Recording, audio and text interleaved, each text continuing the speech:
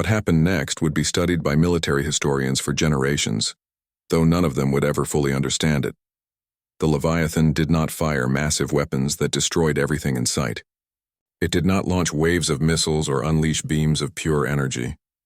What it did was far more terrifying. Commander Hyerin touched her control panel with the same casual motion she might use to turn on a light. Across the hull of the Leviathan, thousands of weapon ports opened, but these were not the crude energy cannons or missile tubes that other races used. These were something else entirely. Streams of coherent light reached out from the human ship, each one impossibly precise. They touched Scythian vessels and did something that made every observer's mind struggle to process what they were seeing. The enemy ships simply stopped working. Not destroyed, not damaged. They just stopped. Their engines went quiet. Their weapons powered down. Their lights went out. In the span of 30 seconds, 300 Scythian ships became dead metal floating in space. What just happened? Counselor Varric shouted on his flagship. His sensors showed the Scythian ships were intact but completely inactive. "I think," his science officer said in a shaky voice, "the humans shut them down. All of them. At once." The Scythian response was immediate and violent. The remaining 9,700 ships focused their fire on the Leviathan. Energy beams that could crack planets, missiles that could destroy moons, weapons that had consumed entire star systems all targeted the human vessel. The attack lasted for 5 minutes. Space around the Leviathan became a hell of explosions and radiation. When the light faded, everyone expected to see wreckage. Instead, they saw the Leviathan floating exactly where it had been, completely undamaged. Not a single scorch mark on its hull. Captain Taeyong's voice came across the communication channels again, still perfectly calm. "That was impolite. Please stand down." The Scythians had never retreated from anything in recorded history, but now their ships began to move backward, away from the impossible human vessel that had shrugged off their greatest attack. "They are not retreating," observed Lieutenant Kiwoo from the Leviathan sensor station. "They are regrouping for another assault." "Of course they are," Captain Taeyong replied. "Commander Inwoo, deploy the boarding teams." This was when the galaxy learned that the human ship's weapons were not its most frightening feature. The Leviathan launched what looked like small shuttles toward the Scythian fleet. There were only a few dozen of them, tiny specks compared to the massive enemy ships. The aliens watching assumed these were some kind of missiles or drones. They were wrong. The shuttles reached the Scythian ships and instead of exploding, they attached to the hulls. Within minutes, something impossible began to happen. The dead Scythian vessels that had been shut down earlier suddenly came back to life. But they were no longer Scythian ships. Their hulls changed color, shifting from the dark metal of the Horde to something that gleamed silver. Their weapon systems reconfigured themselves. Their engines began producing different energy signatures. Most disturbing of all, they turned around and began firing on their former allies. "How is this possible?" whispered Elder Korthak aboard his battle fortress. His instruments showed that the Scythian ships were being converted in real time, transformed from enemy vessels into something else entirely. Commander Inwoo sat in the lead boarding shuttle and watched his teams work. They were not soldiers in the traditional sense. They were engineers, technicians, specialists in systems integration. What they did to enemy ships was not conquest, it was healing. "Team 7 reporting," came a voice over his communicator. "Scythian vessel Painbringer has been successfully converted. All weapon systems now under our control. Team 12 here. The ship Death Harvest is ours, converting its computer core now." One by one, Scythian ships were transformed. The humans did not destroy their enemies. They made them into friends. It was the most terrifying form of warfare anyone had ever witnessed. The remaining Scythian fleet tried to destroy their own converted vessels, but it was too late. The human-modified ships were now faster, stronger, and better protected than their original forms. They moved with impossible precision, working together in ways the Horde had never achieved. Within 2 hours, half the Scythian fleet had been converted. The other half was trapped between the advancing, human-controlled vessels and the Leviathan itself. That was when Captain Taeyong did something that would haunt the dreams of every military commander in the galaxy. "Communications," he said to his crew. "Open a channel to the remaining Scythian ships." The channel opened. For the first time in galactic history, a human spoke directly to the Scythian Horde. This is Captain Taeyong of the Terran vessel Leviathan. You have two choices. You can surrender now and allow us to help you become something better than what you are. Or you can continue fighting and be converted anyway, but with more difficulty for everyone involved. The response came from the Scythian command ship, a massive vessel that served as the brain of the entire horde. The voice was mechanical, emotionless. We are Scythian. We consume. We do not surrender. I understand, Captain Taeyong replied. We will try to make this as gentle as possible. What followed was not a battle. It was an education. The Leviathan moved through the remaining Scythian fleet like a teacher correcting mistakes. Ships that tried to attack were disabled with surgical precision. Vessels that tried to flee found their engines mysteriously failing. One by one, every remaining Scythian ship was captured and converted. The most frightening part was how careful the humans were. When a Scythian ship's life support failed during conversion, human rescue ships immediately arrived to evacuate the crew. When weapons fire might damage nearby vessels, the Leviathan created energy shields to protect them. The humans were not just winning the battle. They were saving everyone in it, even their enemies. Commander Hyeron reported from the weapons station. Sir, the last Scythian vessel has been successfully integrated. Total casualties for the engagement, 0. Captain Taeyong nodded. Excellent work, everyone. Now let us see about helping these people. Around the battlefield, the converted Scythian ships were already beginning to change further. Their hulls, which had been built from the consumed remains of conquered civilizations, started to separate and reconfigure. The humans were not just stopping the Scythians, they were undoing their crimes, returning stolen technology and materials to their original forms. Aboard the Velkari flagship, Counselor Varric stared at his displays in complete shock. In 3 hours, the human ship had done what the combined fleets of the galaxy had failed to do in centuries. They had not just defeated the Scythian horde, they had healed it. Sir, his aide said in a trembling voice, we are receiving a communication from the human vessel. Captain Taeyong appeared on their screen. He looked tired but satisfied, like a mechanic who had just finished repairing a particularly difficult machine. Counselor Varric, he said politely, the immediate threat has been neutralized. We are now working with the former Scythian crews to establish peaceful settlements in uninhabited systems. Is there anything else the Galactic Council needs assistance with today? Varric tried to speak, but no words came out. How do you respond to someone who has just casually rewritten the rules of warfare itself? In the depths of space, the Leviathan began to turn away from the battlefield. Its work here was done, but the galaxy's education in human capabilities was just beginning. The investigation began 1 week after the battle. Dr. Soman stood on the observation deck of the Galactic Council research vessel Truthseeker and watched the Leviathan floating in space before them. Even at this distance, the human ship was overwhelming. Her instruments could not properly measure it. Every scan produced results that contradicted the laws of physics as the galaxy understood them. Preliminary findings, Doctor? Asked Counselor Varric. The Velkari leader had personally requested this investigation. The Council needed to understand what they were dealing with. The ship exists in 11 dimensions simultaneously, Soman replied, reading from her datapad. Its hull material has properties that should be impossible. It generates artificial gravity without any energy cost that we can detect. The computer systems appear to process information faster than light can travel. Varric was quiet for a moment. And this is just one human ship? Yes, sir. And according to their statements, it is not even their most advanced vessel. They built it as a humanitarian support craft. The words hung in the air like a death sentence. If this impossible vessel was considered support equipment, what did human military ships look like?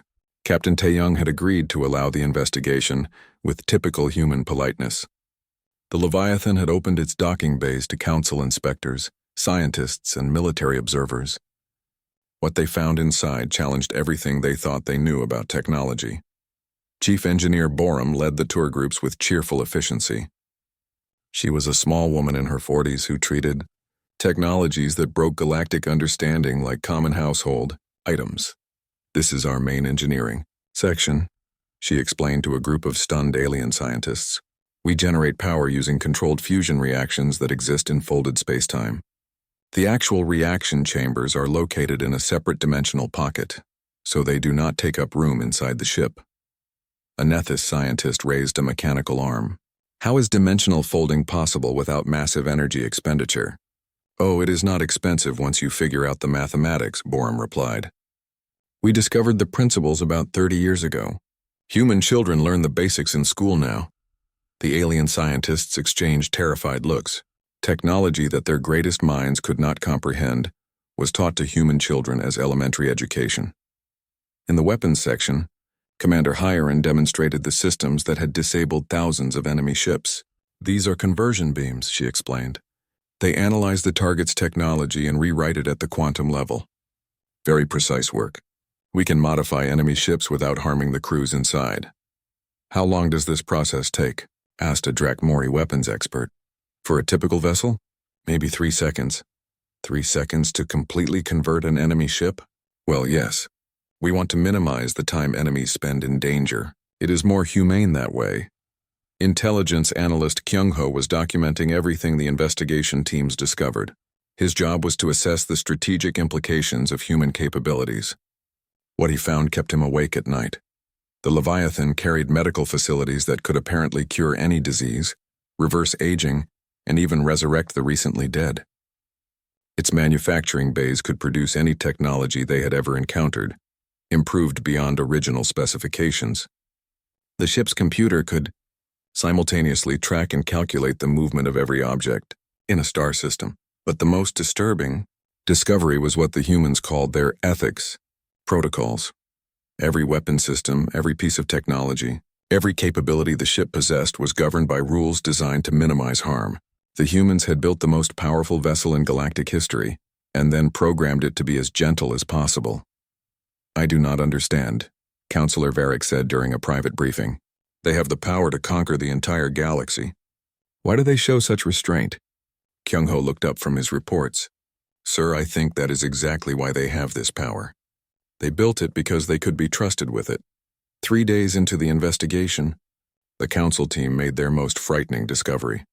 Commander Minho of Velkari Intelligence was examining the ship's construction records when he noticed something impossible. According to the data files, the Leviathan had been built by civilian contractors. Not military facilities, not government projects. Private companies and independent engineers had created the most advanced vessel in known space as a side project. Chief Engineer Borum, he said during an interview, these records show your ship was built by civilian organizations. That is correct, she replied. The project was started by the Terra Shipbuilding Collective. They wanted to build something that could help in large-scale humanitarian crises. And your military had no involvement? Borum looked genuinely confused. Why would they be involved? This is not a military ship. But the weapons, the defenses, the capabilities are all designed for rescue and protection work. We need to be able to disable hostile forces that might threaten people we are trying to help. We need defenses strong enough to operate in dangerous areas. Everything serves the humanitarian mission. Commander Minho felt a chill run down his spine. If this was what human civilians could build for humanitarian purposes, what could their actual military create? He asked the question that was haunting everyone. What does your military have that we have not seen? Borum paused, seeming to consider how much she should reveal. Well, she said finally, they have toys we are not allowed to play with. That night, Kyung-ho filed his report to the council with hands that shook slightly as he wrote, the human vessel Leviathan represents technology centuries in advance of anything we possess. However, all evidence suggests this is civilian technology built for humanitarian purposes. Human military capabilities remain completely unknown, but must be presumed to exceed anything we have observed by several orders of magnitude. Furthermore, the humans appear to have possessed these capabilities for decades, while maintaining the appearance of a minor species focused on maintenance and repair work. This suggests a level of strategic deception that calls into question everything we thought we knew about human intentions and capabilities. Recommendation: the Council must immediately reassess humanity's position in galactic affairs. We are no longer dealing with a useful but limited species.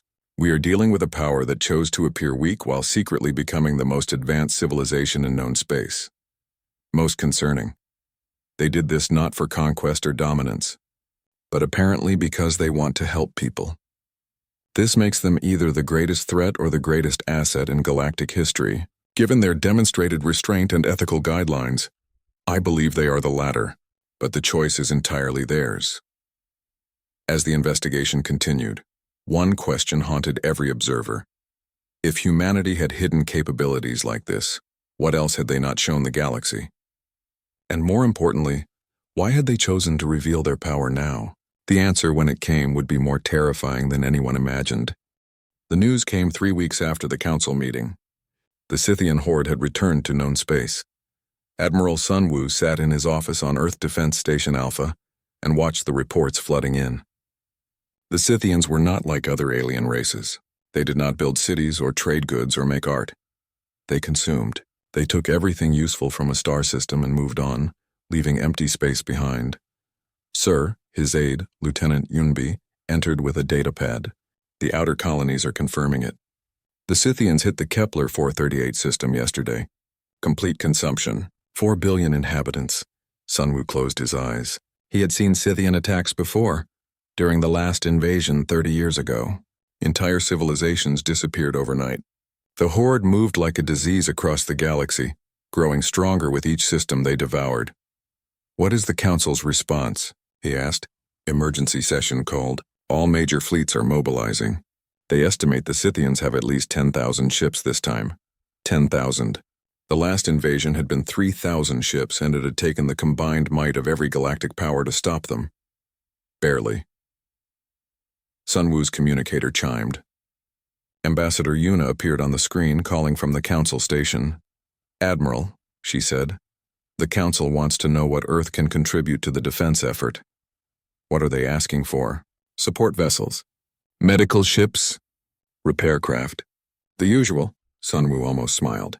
After all these years, after everything humans had proven they could do, the galaxy still saw them as the cleanup crew. "Tell the Council that humanity will provide one ship." Yuna blinked. "Sir, did you say one ship?" "They are expecting at least 50 support vessels." "One ship," Sun Wu repeated.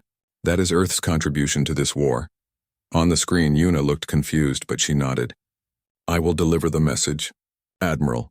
The response from the Council was exactly what Sun Wu expected. Laughter, confusion, anger. How could humanity offer only one ship when the galaxy faced its greatest threat? Velkari Counselor Varek sent a personal message, calling the human response disappointing but typical.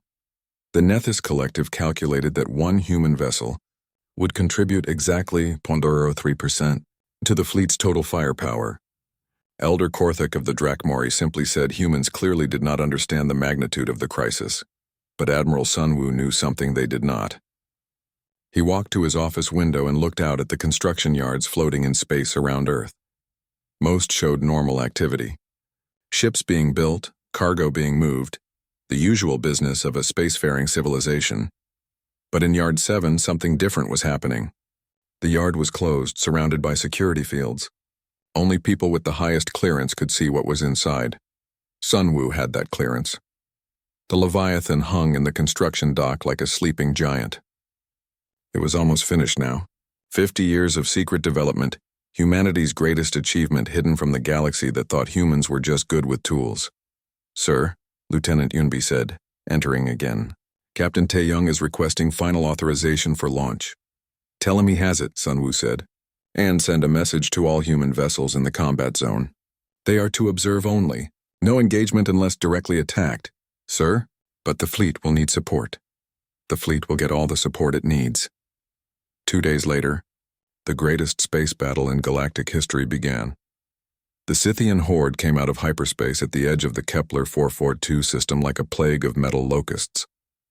10,000 ships of various sizes, all built from the consumed remains of conquered civilizations. They moved in perfect coordination, a living weapon pointed at the heart of known space. The Galactic Defense Fleet waited for them. 8,000 ships from every major power, arranged in battle formations that had been planned for decades. Golden Velkari dreadnoughts took the center line. Spherical Nethys vessels formed geometric patterns in space. Dark Drakmori ships waited like predators in the void, and scattered among them were a few dozen small human vessels, mostly medical ships and repair craft, staying well back from the fighting. The battle began badly for the defenders. Scythian ships were built for one purpose: destruction. They tore through the galaxy's finest warships like they were made of paper. Within an hour, the defense fleet had lost a quarter of its strength. Aboard the Velkari flagship, Counselor Varric watched his tactical display with growing horror. "Where are the human combat ships?" he demanded. "Sir," his aide replied, "the humans only brought support vessels. No warships." "Idiots," Varric muttered. "When this is over, if we survive, humanity will answer for their cowardice." The battle raged for hours. More ships fell. The Scythian advance seemed unstoppable. Just as the defense fleet prepared to retreat and make their last stand at the galactic core worlds, something changed. Space itself seemed to bend.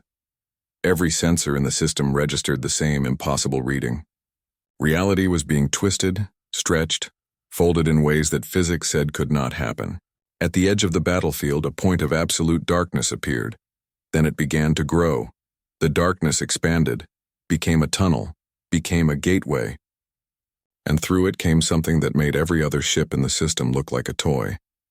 The Leviathan translated into normal space. It was not just big. Big was not the right word. The largest ships in the galactic fleet were 5 kilometers long. The Leviathan was 50 kilometers long, 10 kilometers wide, and shaped like nothing anyone had ever seen. Its hull was dark metal that seemed to absorb light. Strange energy patterns flowed across its surface like living things. For a moment, the entire battle stopped. Scythians and defenders alike stared at the impossible thing that had just appeared among them. Then Captain Taeyong's voice came across all communication channels, calm and professional. "This is the Terran defense ship Leviathan. We are here to assist." The galaxy would never be the same. Aboard the Velkari flagship, Counselor Varric stared at his screens in shock. "What is that thing?" he whispered. His science officer was running every scan they had. "Sir, I cannot classify it. The energy readings are off our scales. The size is impossible. How did they build something like that without us knowing?" On the Nethys command sphere, the collective mind calculated frantically. The human ship was larger than their entire home city. Its power output was equivalent to a small star. Its weapons signatures were completely unknown. In the Drakmori battle fortress, Elder Korthek felt something he had not experienced in centuries: fear. The Scythian horde paused their advance. Even they, who feared nothing, were confused by this new development. Their sensors could not properly analyze the human ship. It was like trying to understand something from another dimension. Captain Taeyong sat on the bridge of the Leviathan and looked at the tactical display. 10,000 Scythian ships faced 8,000 galactic defenders. The odds were not good, but they were about to change dramatically. "Weapons Officer Hyerin," he said calmly. "You may begin." "Yes, sir," replied Commander Hyerin. "Engaging enemy fleet now." The galaxy was about to learn what humans could really do when they stopped pretending to be just mechanics. Captain Jiho stood on the bridge of the human ship, Perseverance, and watched the massive Galactic Council station grow larger through the viewport. The station was huge, bigger than most human cities. Ships from dozens of different alien races docked at its many arms like insects feeding on a metal flower. "First time seeing the Council station, sir?" asked Lieutenant Hajin from the navigation console. "Second time," Jiho replied, "but it never gets less impressive." The Perseverance was small compared to most ships around the station, only 300 meters long with a crew of 48 humans. Other ships were massive things that stretched for kilometers. The Velkari Empire ships looked like golden spears that could cut through space itself. The Nethys collective vessels were perfect spheres covered in blue lights. The ancient Drakmori ships were dark and angular, like floating cities made of black metal. "Docking request approved," Hajin announced. "Bay 74. "Of course," Jiho muttered. Bay 74 was in the maintenance section, far from the diplomatic areas where important species docked. That was where humans always went. The galaxy saw them as the repair crew, the ones who fixed things when they broke. As they docked, Jiho thought about how this all started. 50 years ago, humans had made first contact with the Galactic Council. Earth was excited to join a community of advanced civilizations.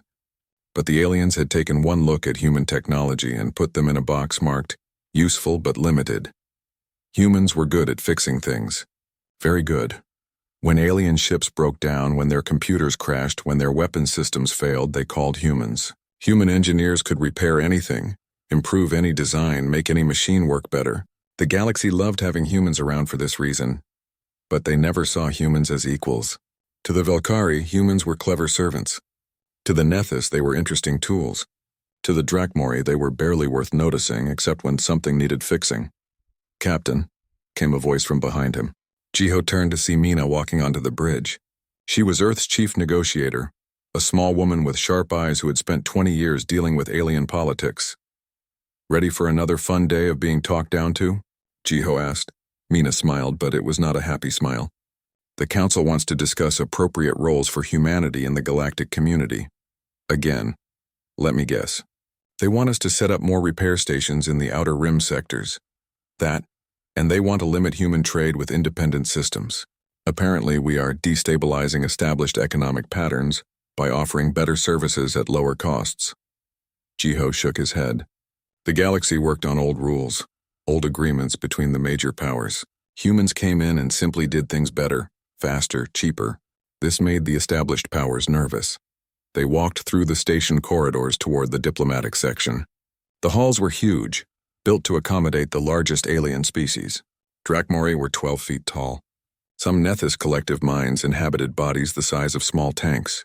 Humans looked like children walking through a giant's house. Other species barely noticed them. A group of Velkari officers in golden armor talked loudly about their recent victory against space pirates. They glanced at Jiho and Mina like they might look at janitors passing by. "Useful but not interesting, Captain Jiho," a voice called. They turned to see Ambassador Yuna approaching. She was the senior human diplomat, a woman in her 60s who had been dealing with aliens since first contact. "Ambassador," Jiho greeted her. "How are our friends treating you?" "Like always," Yuna said. "They pat me on the head and tell me what good work we do maintaining their equipment. Then they explain why humans should be grateful for the opportunity to serve." They entered the main diplomatic chamber. It was enormous, with a domed ceiling that showed a holographic display of the galaxy. Hundreds of seats were arranged in concentric circles, with the most important species in the center. The human section was in the back, near the observers area. The session began with the usual speeches. Velkari Counselor Varric talked about maintaining galactic stability. Nethys Speaker Prime Unit 7 discussed efficient resource distribution. Drakmori Elder Korthak gave a speech about the wisdom of ancient ways. Finally, they got to the human problem. The species calling themselves humans have been integrating into galactic society for 50 standard years, announced Counselor Varric. His golden armor gleamed under the chamber lights. They have proven useful in maintenance and repair operations. Murmurs of agreement rippled through the chamber. However, Varric continued, there are concerns about their expansion into areas beyond their designated functions. Humans are establishing unauthorized trade relationships, upgrading systems without approval, and generally operating outside appropriate boundaries. Mina stood up in the human section. "If I may respond, Counselor." Varric looked annoyed at being interrupted. "You may speak, human. We have broken no laws. We have violated no treaties. We simply offer services that others want to buy. But these services disrupt established relationships or," said Speaker Prime Unit 7. The Nethys spoke in perfect unison with their collective mind. "When human mechanics repair outer rim vessels to higher standards than original manufacturers, it creates market instabilities. When humans upgrade defensive systems on independent worlds," added Elder Korthak, "it shifts regional power balances." Ambassador Yuna joined Mina. "With respect, honored counselors, we are simply helping people who ask for help. That is the problem," Varric said. "Humans do not seem to understand their place in the galactic order. You are maintenance specialists. Excellent ones. But you are not policymakers, not military advisors, not economic powers. You fix things. That is your role." The chamber filled with alien voices agreeing. Some laughed. To them, humans were like talented children who did not understand the grown-up world. Jiho felt his communicator buzz. A message from Earth Defense Command. He glanced at it and tried not to smile. 3 words. Project Titan complete. He looked at Mina and Yuna. They had gotten the same message. For just a moment, their expressions changed. Not to anger or frustration, but to something else. Something that might have worried the council if they had been paying attention. But the aliens were not paying attention. They were too busy explaining to the humans why they should be grateful for their assigned role as the galaxy's repair crew. The session ended with new restrictions on human activities. Humans could fix things, but only with approved methods. They could trade, but only with approved partners. They could upgrade systems, but only with council permission. As they walked back through the station corridors, Mina shook her head. 50 years, and they still think we are just mechanics. Maybe that is for the best, Jiho said quietly. Behind them, the great ships of the Galactic Council powered up their engines and departed for home. None of them noticed the small human ship leaving in a different direction, toward the edge of known space where something very large was waiting in the darkness. 6 months after the battle, the galaxy was a different place. Trade Minister Jisu sat across from a delegation of the most powerful beings in known space and tried not to smile. The conference room on the Galactic Council station had been rearranged. Instead of humans sitting in the back with the observers, they now had a place at the central table. A very important place. Honored Minister, Councillor Varric began, his golden armor gleaming nervously. The Velkari Empire would like to discuss expanded cooperation with humanity. What kind of cooperation? Jisu asked politely. We understand that humans have advanced medical technology. Our population is aging. We suffer from genetic diseases that our science cannot cure. Perhaps we could arrange an exchange? Jisu made a note on her datapad. What would you offer in return? Anything, Varric said quickly. Rare metals, energy crystals, territory rights, exclusive trade agreements. Name your price. Around the table, representatives from other major powers leaned forward eagerly. The Nethys Collective had prepared an offer of their 3 most valuable star systems. The Drakmori Federation was ready to share technology they had kept secret for millennia. Smaller species offered their entire economies for just a few human medical devices. That is very generous, Jisu replied. But humanity does not need those things. We can manufacture any materials we require. We have more energy than we can use. Territory is not a concern for us. The alien delegates exchanged panicked looks. If humans did not want traditional resources, what could anyone offer them? Speaker Prime Unit 7 of the Nethys spoke up. Perhaps information? Historical records? Cultural exchanges?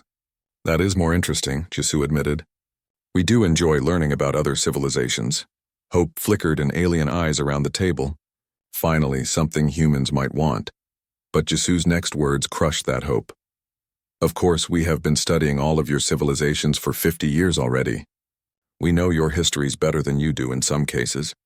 Cultural exchange might be nice, but it is not something we need. Elder Korthak of the Drakmori leaned forward with desperation in his ancient voice. What do humans want? There must be something we can offer. Jisu was quiet for a moment, considering. Actually, there is something you could do for us. Every alien in the room held their breath. Stop fighting each other so much. Stop enslaving weaker species. Stop polluting your worlds. Be kinder to your own people. She smiled gently. These things would make us very happy. The silence that followed was deafening. They had expected demands for resources, territory, or tribute. Instead, the most powerful species in the galaxy wanted them to be better people. President Youngmi's speech to the Galactic Assembly that evening was broadcast to every inhabited world in known space. She stood at the podium where once the greatest powers had spoken, now representing something unprecedented, a civilization that could reshape reality but chose to help instead. Fellow beings of the galaxy, she began, recent events have revealed that humanity possesses capabilities we have kept private for many years. We understand this has caused concern and confusion. We want to address these concerns directly. The assembly hall was silent. Every seat was filled. Representatives who had once ignored human delegates now hung on every word. Humanity has never sought to dominate others. We revealed our true capabilities only because they were needed to protect innocent lives. The Scythian crisis required intervention, and we provided it. Now that the immediate threat has passed, we want to return to our preferred role, helping when help is needed. A Velkari delegate stood up. President Youngmi, surely humanity will take its rightful place as a leading galactic power. Youngmi smiled. We appreciate the offer, but we are quite comfortable with our current arrangements. We have never wanted to rule anyone. Government is complicated and often frustrating. We prefer to fix things. But your technology, your capabilities, pressed a Nethys representative. Surely these give you certain responsibilities. Yes, Young Me agreed. The responsibility to use our abilities wisely, to help when we can, to protect those who cannot protect themselves, to make things better rather than worse. She paused, looking out at the sea of alien faces staring at her with mixtures of awe, fear, and desperate hope. We know some of you are frightened of us now. That saddens us, but we understand. You have seen what we can do. You wonder what we might do. Let us be clear. We will continue doing exactly what we have always done. We will fix things that are broken. We will help people who need help. We will protect those who cannot protect themselves. And if we threaten you, called out a voice from the back of the assembly. Young Me's expression grew sad. We hope that will never happen. We would prefer to help you understand why that would be a mistake. After the session, Ambassador Yuna filed her final report to Earth Defense Command. The galaxy's response to the revelation of human capabilities has been immediate and dramatic. Economic systems are being restructured around the assumption that humans can produce anything they need. Military strategies are being rewritten based on the understanding that human vessels cannot be defeated by conventional means. Political alliances are shifting as every major power tries to secure human friendship. Most significantly, behavior throughout known space is changing. The Velkari Empire has abolished its slave labor camps. The Nethys Collective has begun environmental restoration projects on damaged worlds. The Drakmori Federation has opened its medical facilities to member species they previously ignored. Even minor powers are implementing social reforms in hopes of earning human approval. Recommendation: humanity has achieved something unprecedented in galactic history. We have become a moral authority not through conquest or coercion, but through demonstrated capability combined with ethical restraint. The galaxy is becoming a better place simply because they want us to think well of them. In the deep construction yards around Earth, Engineer Doyun put the finishing touches on humanity's second Titan-class vessel. The Kraken was larger than the Leviathan, more advanced and designed specifically for deep space exploration and species uplift operations. "When do we tell the galaxy about this one?" asked his assistant Minji. Doyun looked out at the massive ship floating in its construction dock. "When they are ready to handle it. Right now they are still adjusting to the idea that we have one such ship.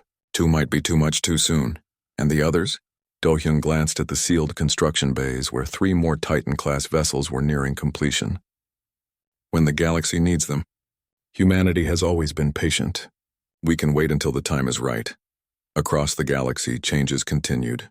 The former Scythian horde had become a nomadic rescue fleet, using their converted ships to help civilizations in crisis. Pirates found their vessels mysteriously malfunctioning when they tried to attack innocent traders.